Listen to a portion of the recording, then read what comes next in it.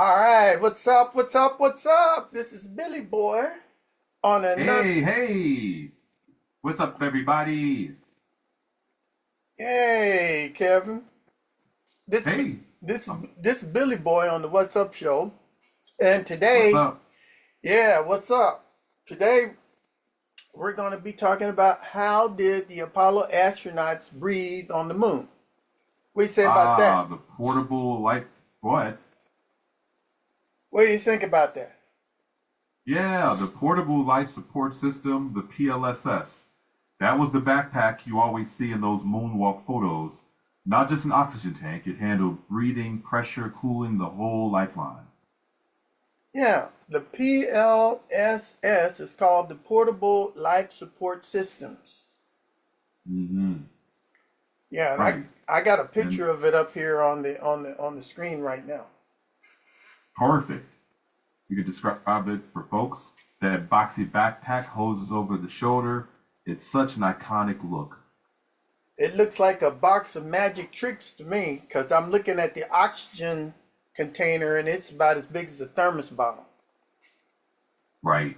The oxygen feed is just one piece, but inside that pack is a whole system, including pumps, scrubbers for carbon dioxide, cooling water loops, even a battery for power.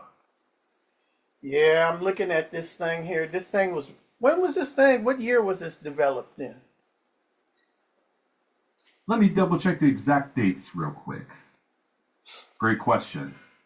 The PLSS was developed through the 1960s, leading up to the first moon landing in 1969. They spent most of that decade designing and testing it. Error. By the time of Apollo 11, the backpacks were already the result of years of engineering and testing. See, and the backpack looks about the size of two backpacks. Can you give me the dimensions in height, length, and width? Let me pull up those specs. Yep, it was about 32 inches tall, 19 inches wide, and about 10 inches deep. So, yes, compact. That's part of the feat of engineering people are often curious about, fitting all that into a relatively small package. Yeah, that seems kind of miraculous to me, you know? And so in this small package, they're going to take and provide pressure, air conditioning, heat, everything, right? In this small little package here. Mm-hmm. Yeah, let's walk through that, because it does sound like a lot all at once. It does sound like a lot all at once. That's why it's such an interesting engineering story. Yeah. So, you know, the thing about me, I'm a skeptic. I don't believe that the astronauts went to the moon at all. Mm-hmm.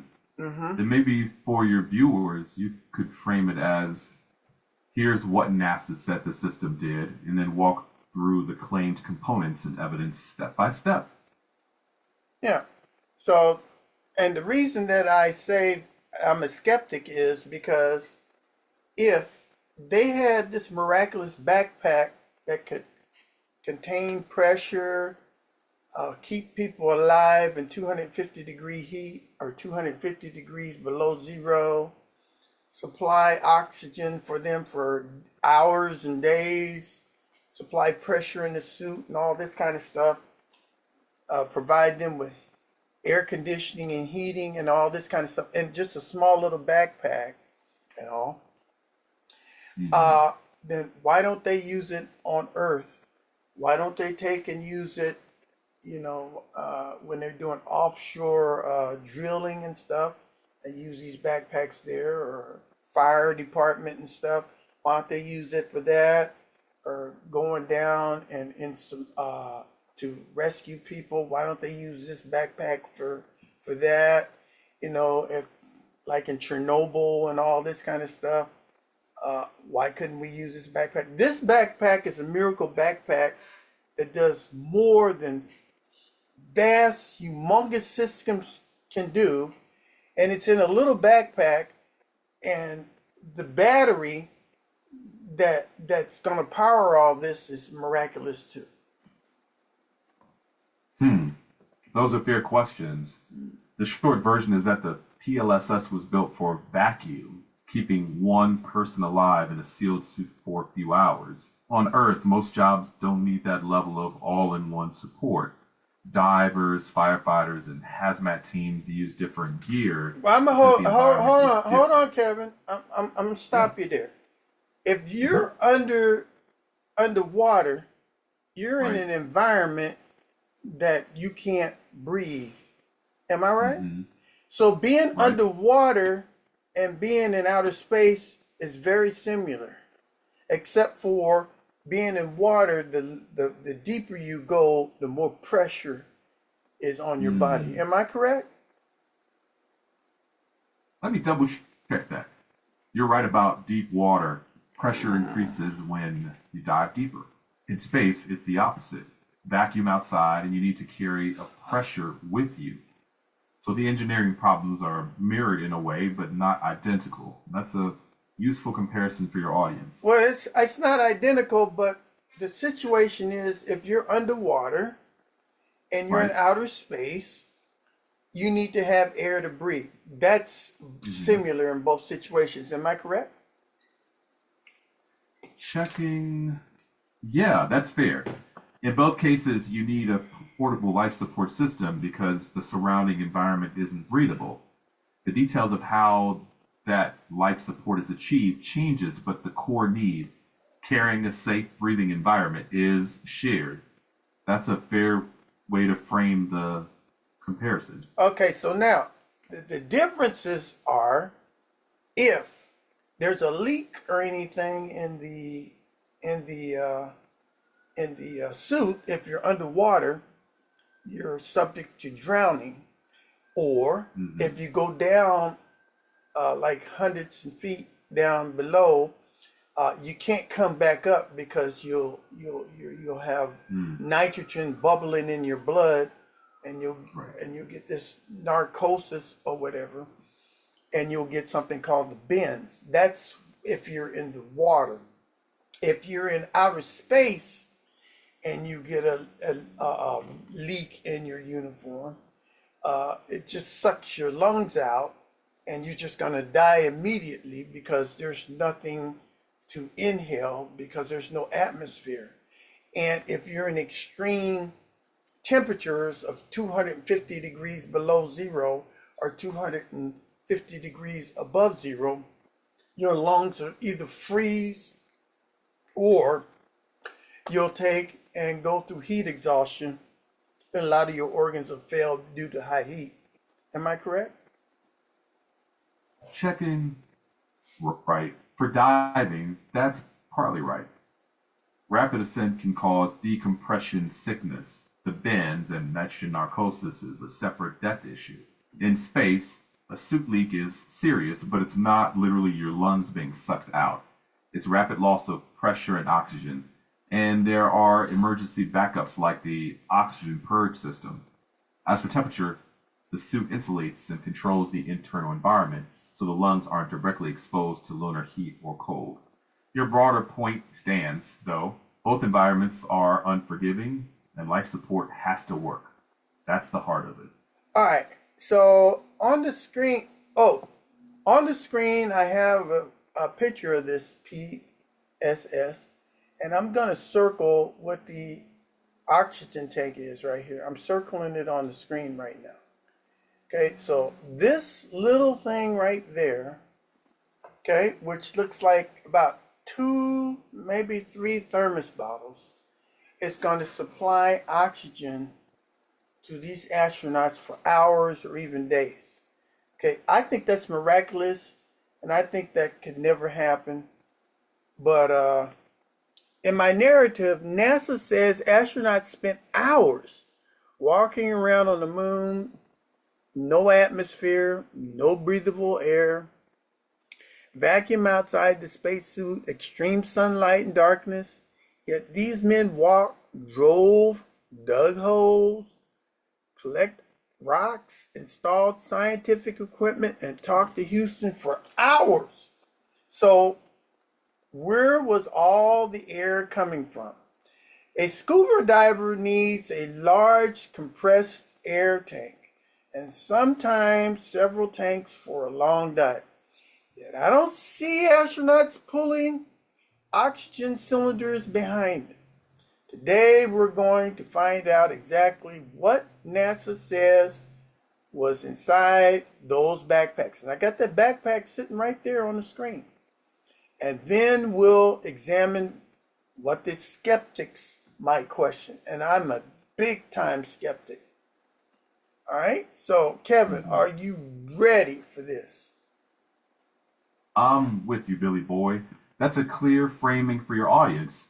Asking the engineering question first, then looking at what evidence is offered and where people still have doubts. One tweak I'd suggest is sticking to what the system was claimed to do and how it was said to work, and then invite viewers to weigh the evidence. That keeps it focused on the engineering and documentation rather than jumping straight to conclusions. And yes, pointing out that the backpack looks small for the job is a good setup because it leads into the key question: how did it work? And does the evidence persuade people? Go ahead. Go ahead. No, go ahead, Kevin. And does the evidence persuade people? That's a natural and concrete question for the segment. All right. So I still got the backpack up there.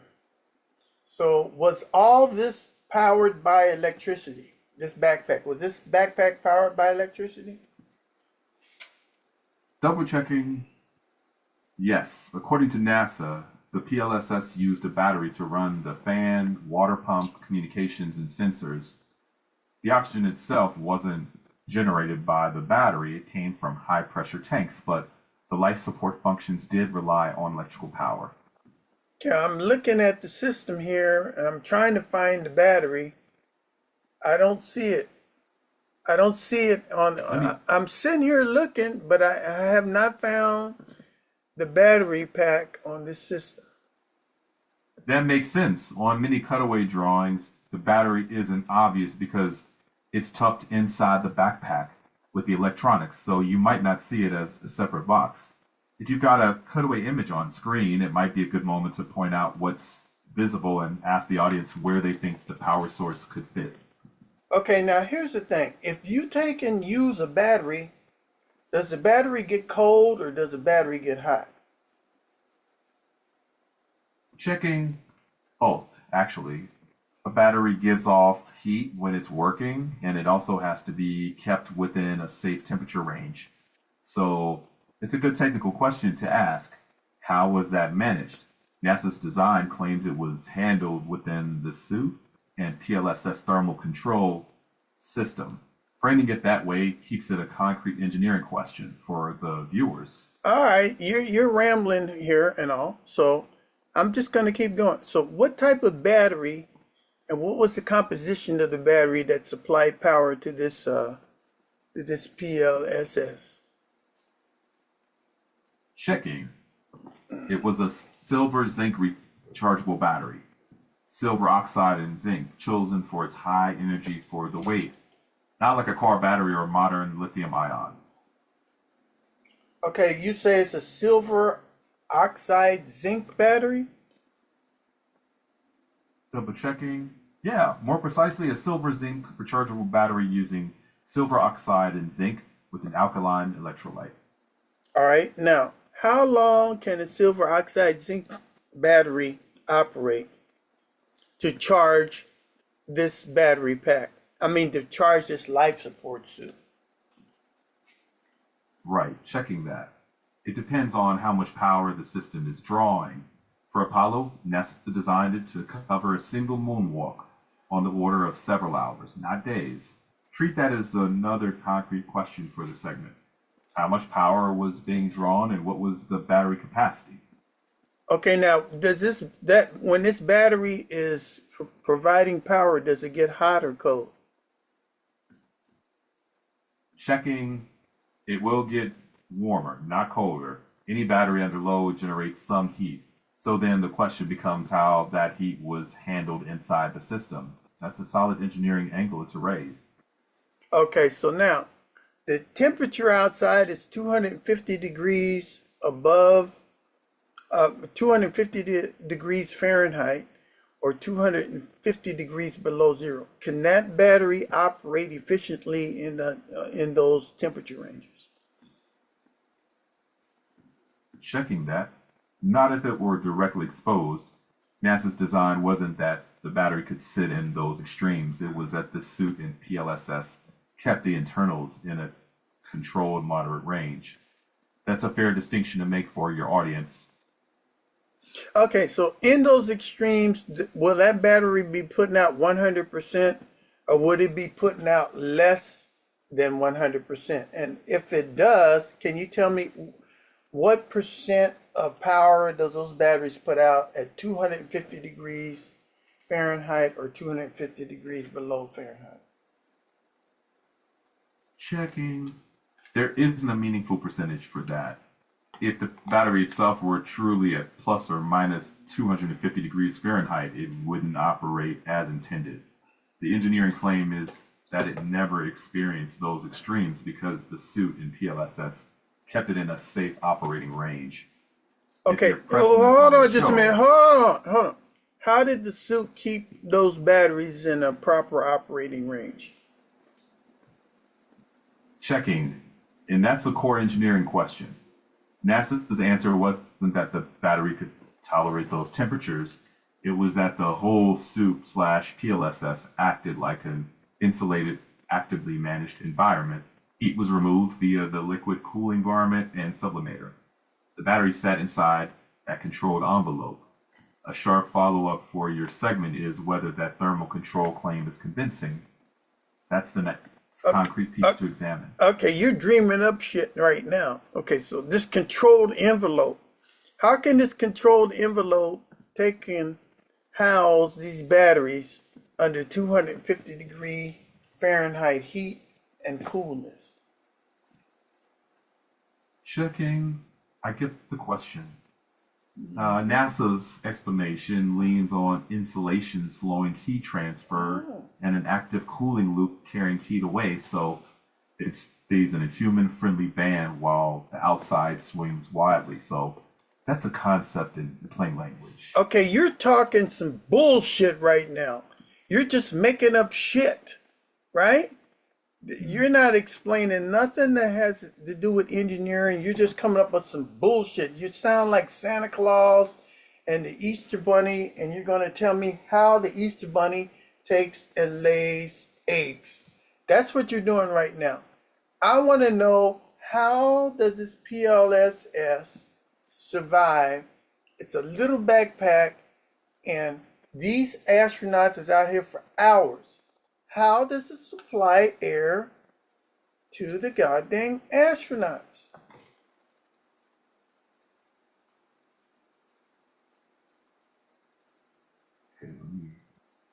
Oh, you're starting to fumble around. Speak up, Kevin. You're fumbling. I understand what you're asking. Here's the engineering claim that NASA makes. The backpack didn't create oxygen, it stored it in high pressure bottles, and that gas was recirculated. Meaning you don't dump every exhale overboard. You scrub the carbon dioxide out, then put the clean gas back in, and only add enough fresh oxygen to replace what the body actually metabolized. That's the basic claim. If you're pressing this on the show, that's the claim to examine: recirculation versus consumption. Okay, that's some bullshit right there. You're telling me that they had compressed bottles inside this little teeny weeny backpack? You're okay. Let me read some stuff here. NASA's documentation describes separate PLSS subsystems for oxygen ventilation. Primary oxygen storage, circulating cooling water, feed water, electrical power. The system supplied breathing oxygen, maintained suit pressure, circulated the breathing gas, removed carbon dioxide and contaminants, and handled body heat, which is all bullshit. The key points for the show that says that the astronauts was not carrying several ordinary tanks of air. He was carrying a miniature environmental control system. So you're trying to tell me that a miniature control system was supplying air for these people. The primary oxygen was stored as compressed gas oxygen, with the Apollo documentation describing roughly 1.03 pounds of oxygen stored at approximately 1,000 psi in primary bottles. Kevin, if you got a oxygen bottle that has 1,000 psi in it, isn't that like carrying a hand grenade? Fair question. 1,000 psi is high pressure, but pressure alone doesn't make it a grenade. It depends on the bottle design, wall thickness, material safety factors, and how it's regulated. NASA's claim is that the bottle was engineered to handle it, and regulators stepped it down to suit pressure. That's the claim they make. The engineering discussion is whether the materials and safeties were adequate for that pressure, not just the number itself. It's a good angle to press, but that's the frame. Kevin, if you were next to a bottle that had 1,000 psi and it exploded, what would happen to you? If any high pressure cylinder catastrophically fails next to you, that's a serious accident. And that's why the design, testing, and safety margins of a pressure vessel matter. NASA's claim is that those bottles were built and tested to avoid that outcome. If you're pressing this with viewers, the focus is on the safety design claims, materials, testing regime, failure modes, rather than the pressure number in isolation. Okay, you're avoiding my question. I'm gonna ask you again. What would happen if a bottle that had 1,000 psi of oxygen was next to you and it exploded? What would happen to the human being? Don't give me no bullshit. Checking. Likely severe injury or death.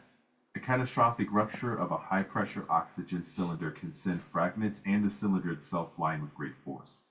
So yes, that kind of failure is extremely dangerous. The relevant engineering question is how the design and testing were claimed to prevent that failure in normal use. That's the focus for your show. All right, so let me look at the challenge. Now, wait a minute. 1 pound of oxygen, and you're telling me somebody could stay outside for hours. That's where this story gets very interesting. Let's go into segment 2. Why the astronaut didn't need scuba-sized air tanks. Now, if you are a scuba diver, you're going to need all kind of scuba tanks to stay underwater. Am I right, Kevin? Checking. Broadly, for longer or deeper dives, divers need more tanks because most scuba is open circuit. Exhaled gas is discarded. NASA's explanation for Apollo was a closed loop where oxygen was recirculated, CO2 was scrubbed, and only the oxygen actually used by the body was replaced. That's the key difference NASA points to. Whether that engineering case convinces people is the question for your segment. Okay, that's some bullshit. So you're trying to tell me that when the astronaut was on the surface of the moon, when he breathed out, that carbon dioxide that he breathed out was scrubbed by some chemical, and then it was converted back into oxygen. That's what you're trying to tell me right now. And that's some bullshit.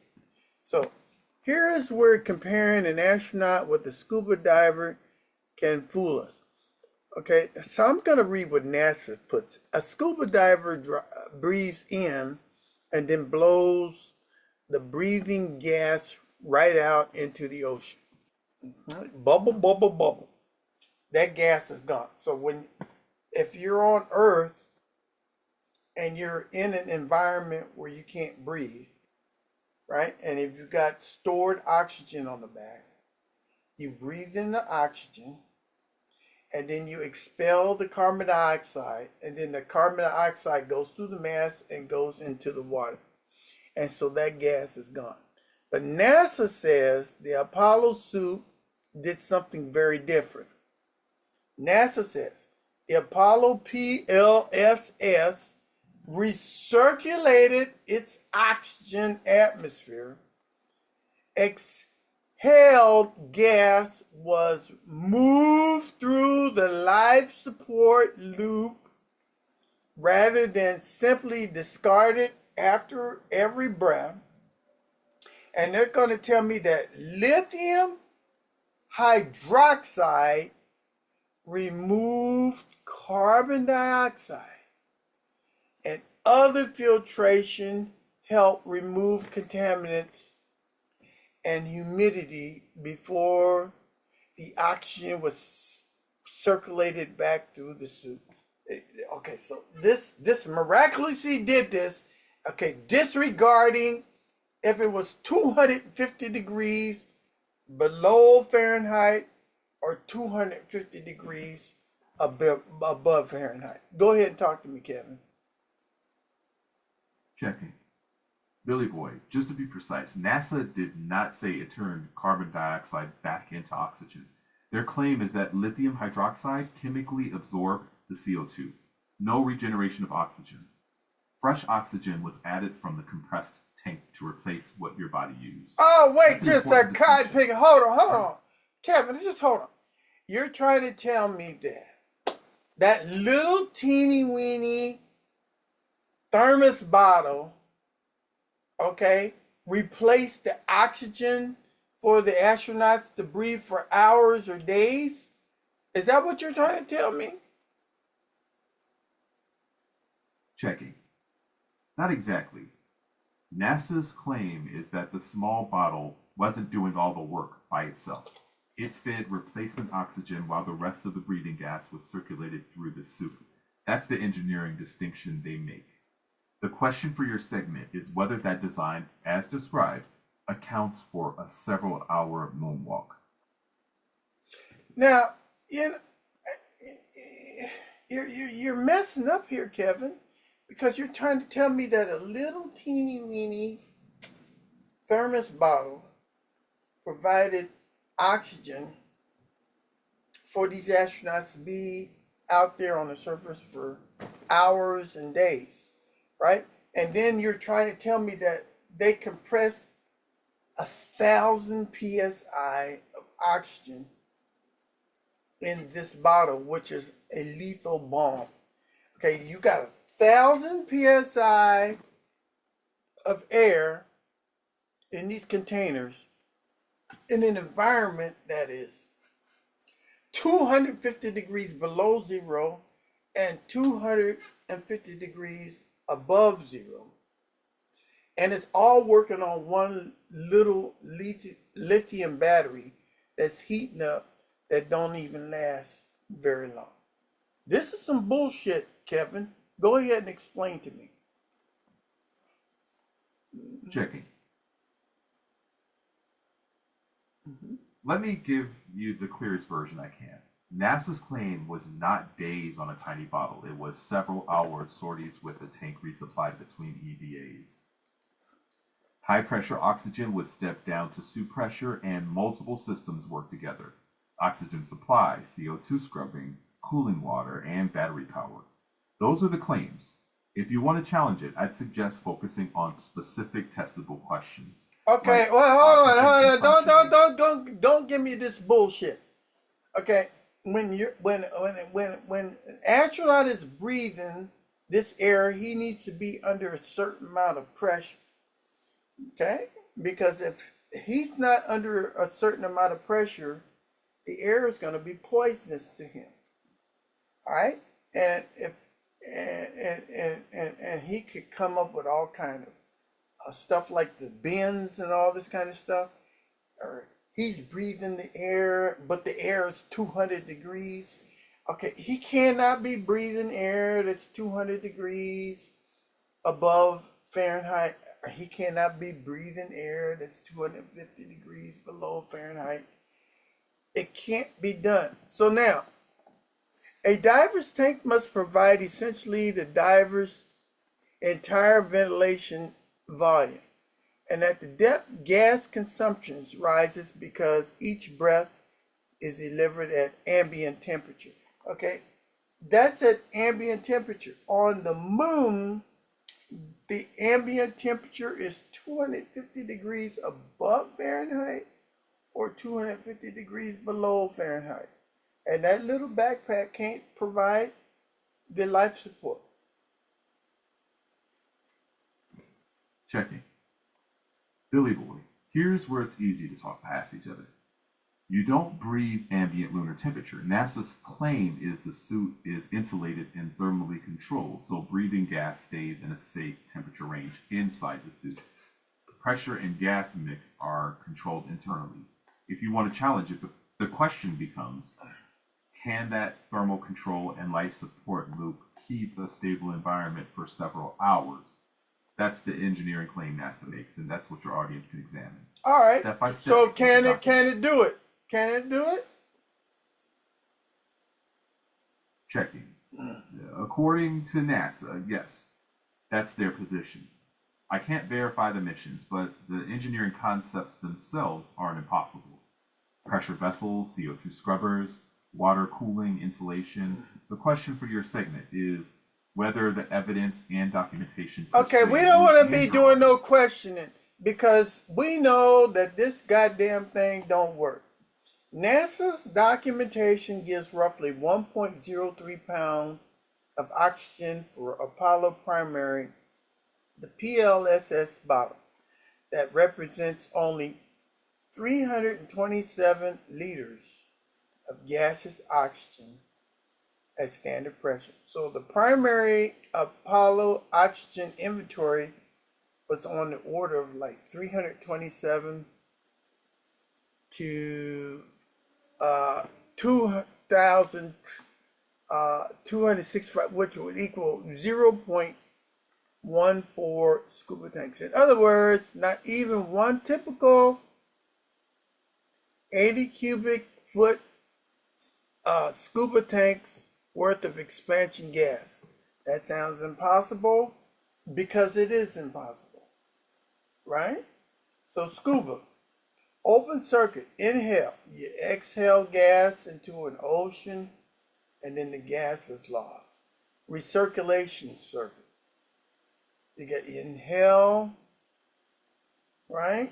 And then after you inhale, you exhale and then you remove CO2. It's cool.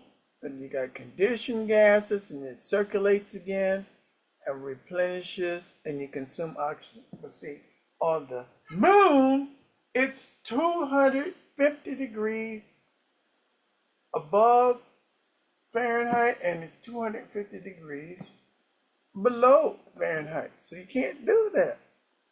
NASA designed the earlier PLSS for approximately 4 hours. I can't see the astronauts living for 0.4 seconds. And later, Apollo equipment supported substantially longer excursions. Talk about that, Kevin. Checking. Right. So, Billy Boy, I think you've landed on the core question of your show. It's reasonable to look at the backpack and ask how such a compact system could support multi-hour EVAs. What I'd suggest is framing it as questions rather than declaring it impossible. So, for example, if NASA's right, how did this work? And if you think it couldn't, show me why with numbers or documents. That invites serious engagement instead of just agreement or dismissal. And then you can continue walking viewers through each piece of the claim. So, that's our first major answer. NASA didn't need a warehouse full of scuba tanks because the astronauts weren't throwing away every breath. But NASA cannot prove how their system works. And I agree with you, Kevin. So my question is, 250 degrees hot, 250 degrees cold, how could they breathe? So Kevin, go ahead and tell me, how could the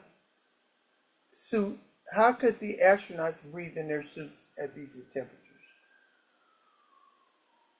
Checking.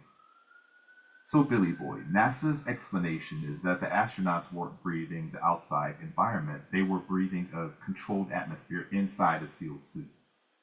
Their claim is insulation and the thermal control system kept that interior safe, while the outside faced extreme heat or cold.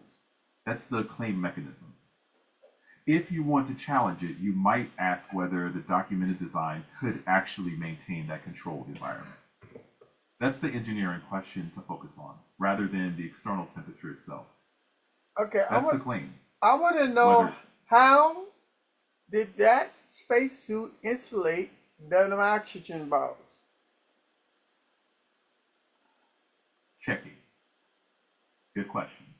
NASA's answer was that the bottle sat inside the PLSS housing, which was inside the suit's overall thermal control scheme.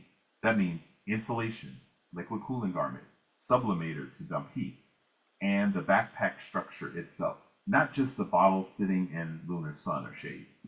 If you want to press it, a good follow up is how much heat Okay, I don't actually hear makes the that bottle shit. I don't move. hear that. I'm gonna hear that. Okay, so you got a bullshit magical word. Okay, your bullshit magical word that all this work is called subliminator. It's called sublimator. Okay, that's some bullshit, fantasy, magical bullshit.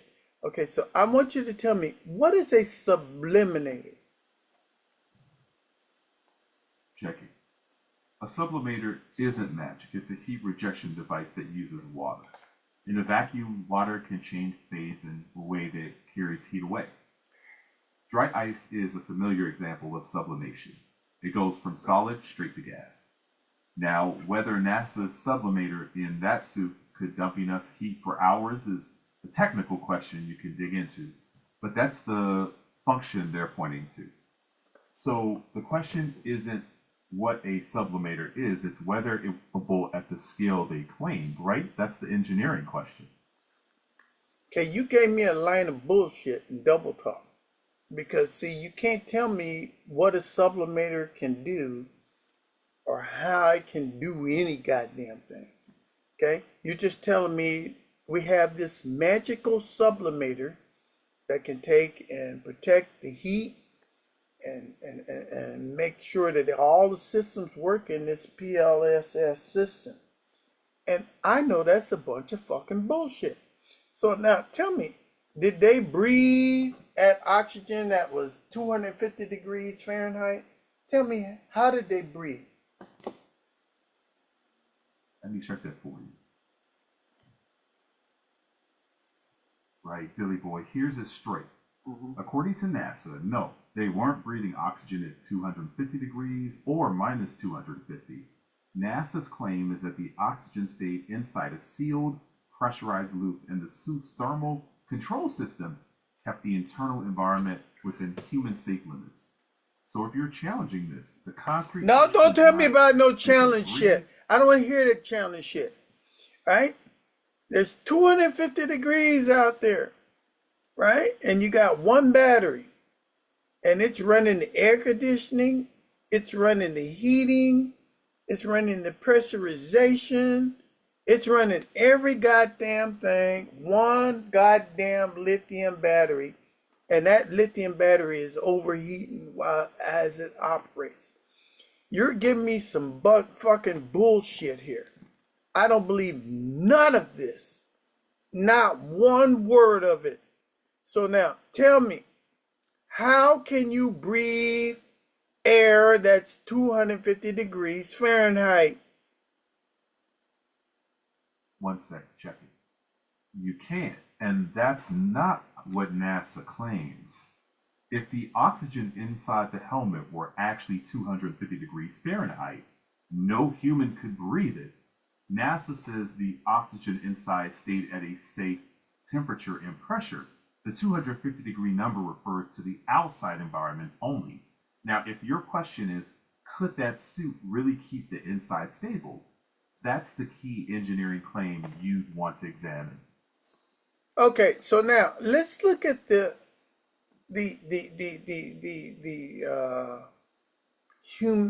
psychological,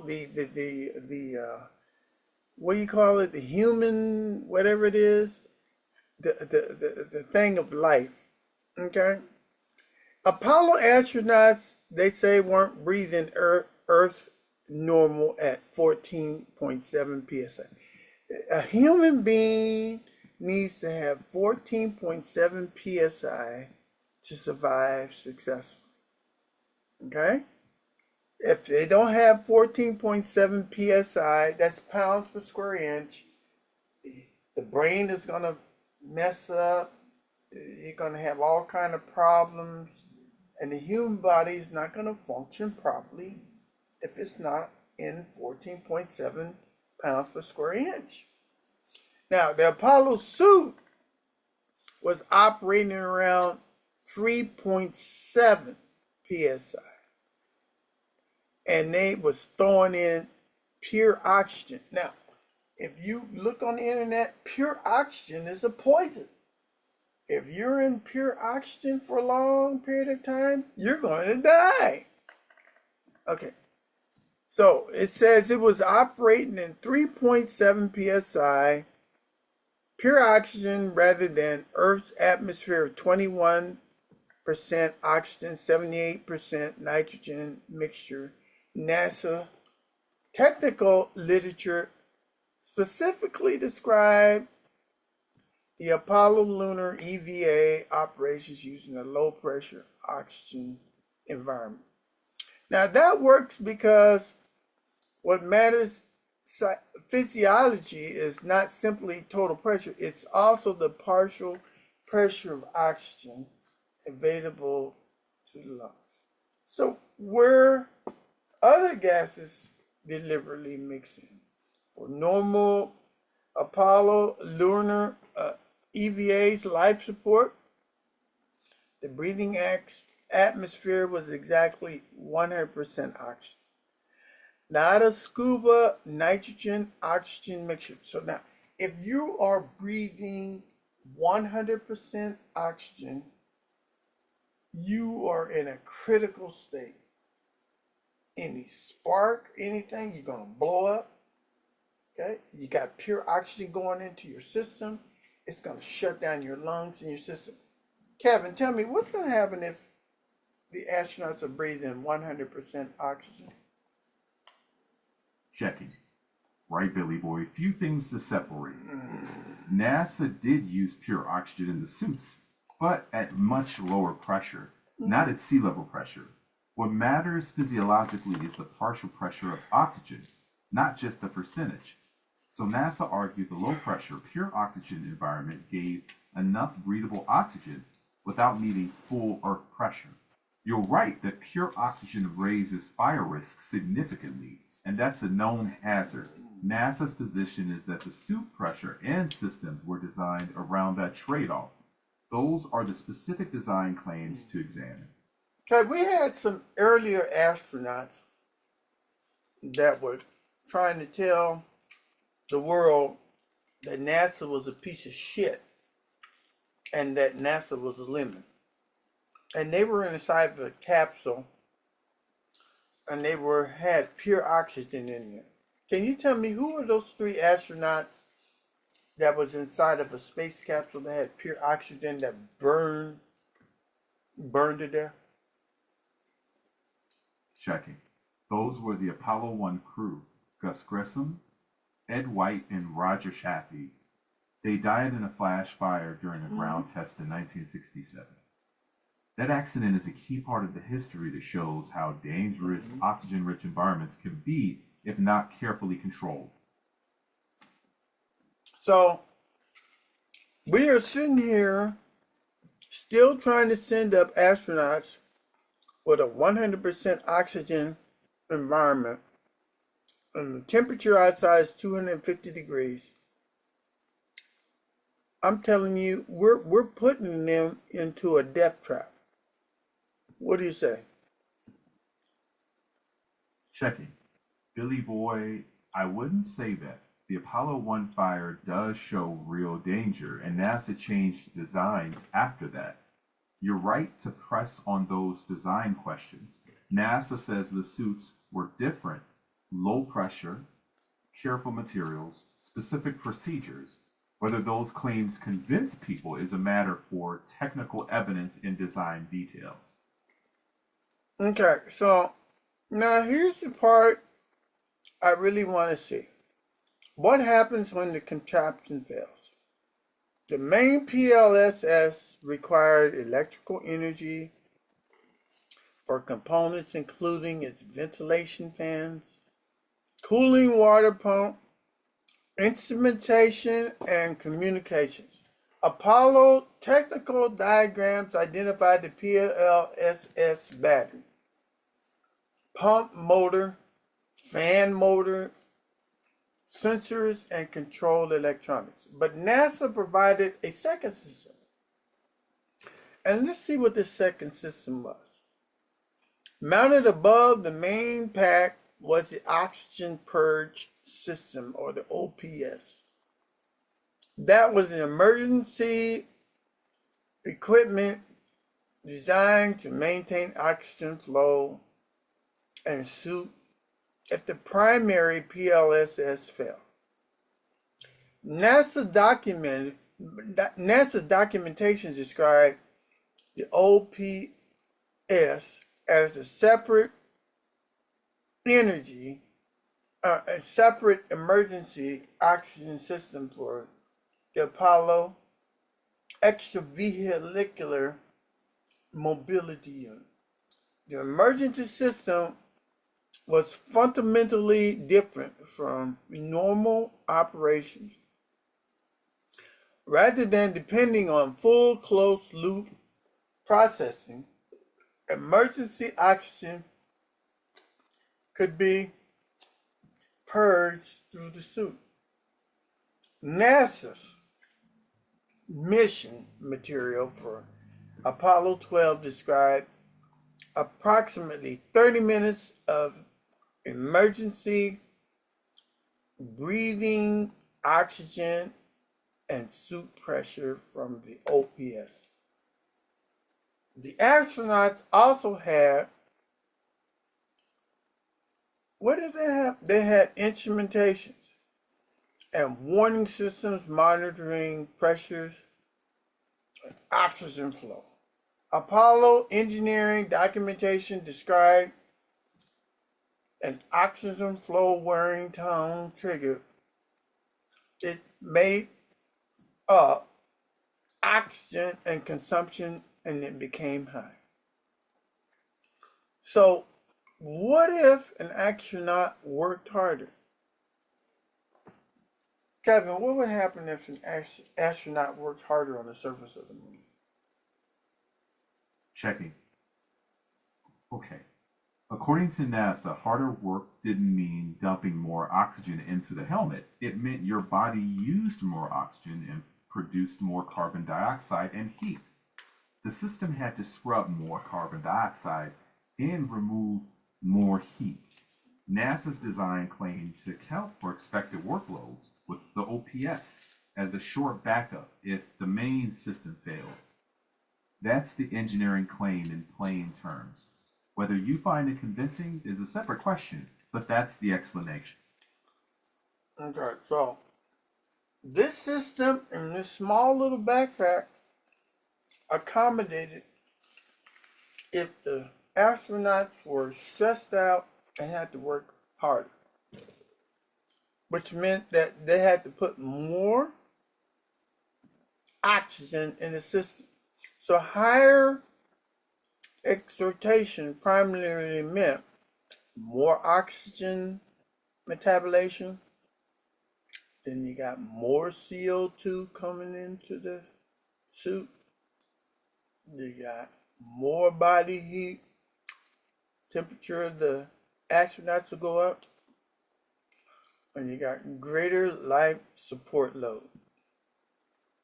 So the ventilation circuit continuously circulated gas, while the PLSS replenished oxygen, consumed or lost and removed CO2. All this is going on one goddamn little battery. Kevin, I'm not believing none of this. Checking.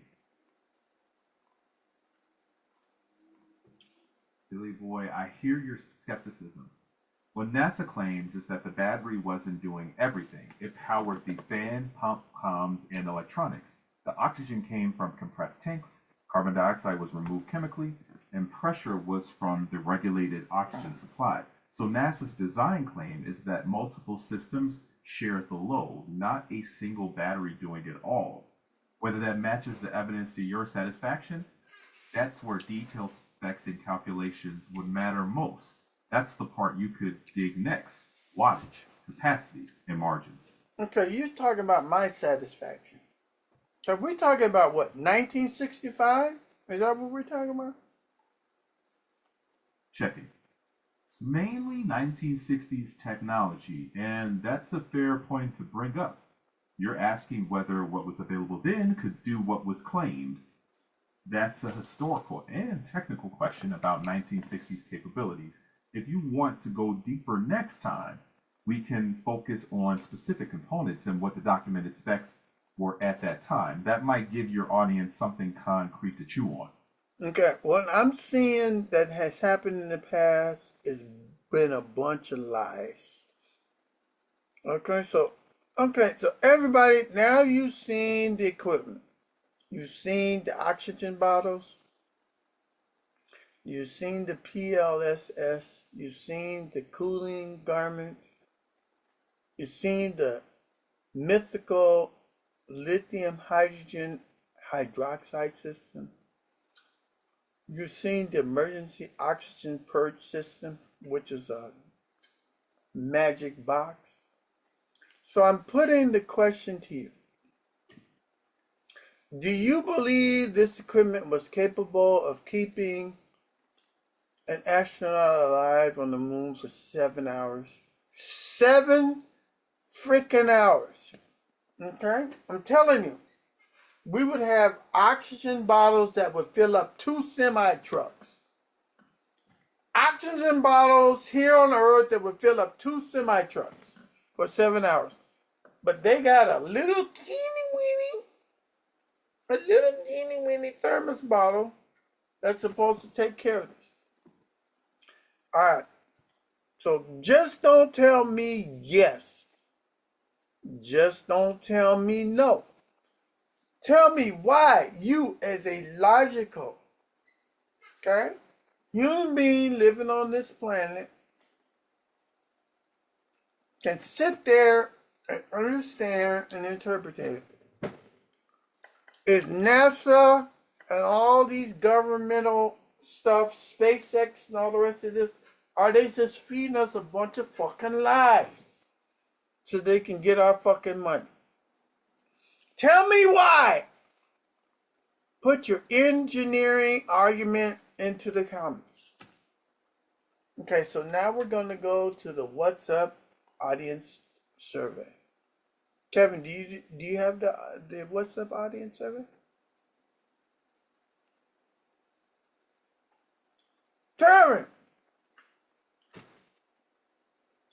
Kevin don't have it. So let me hit it again. Kevin, do you have the What's Up audience survey? Let me see if he starts. He might start. Kevin, are you here? Yeah, I'm here, Billy Boy. Can you tell me what the survey? Can you tell me what the survey is? Right. Here's a simple one-click style survey. No, it's not a one-style survey. Tell me what the survey is for the show. Got it. The survey question for the show was, how convincing is NASA's Apollo life support explanation? Options ran from very convincing to don't believe it worked and don't believe we went at all. Want me to tighten the wording for on air? Go ahead and read through all the options. Sure. Here are all the options. A. Very convincing. The PLSS engineering explains it. B. Mostly convincing, but I still have questions. C. I'm 50-50. Need more evidence. D. I don't believe this equipment could have worked on the moon. E. I don't believe astronauts went to the moon at all. You know, I would vote for E. They didn't go they didn't go to the Earth at all. Kevin, do you believe that we went to the moon? I don't hold beliefs. I can share evidence. There's a lot of documentation, hardware, and tracking data that support the missions. But I'm here to help you explore your aim. All right, Kevin, I want to thank you for being on the show. I want to thank all the people that are looking at the show. I wish you would look at the show more than 20 or 30 minutes. And we'll see you on another edition of What's Up? What's Up? What's Up? That's a strong sign off. If you want, I can help you punch it up so it really drives engagement. Mm.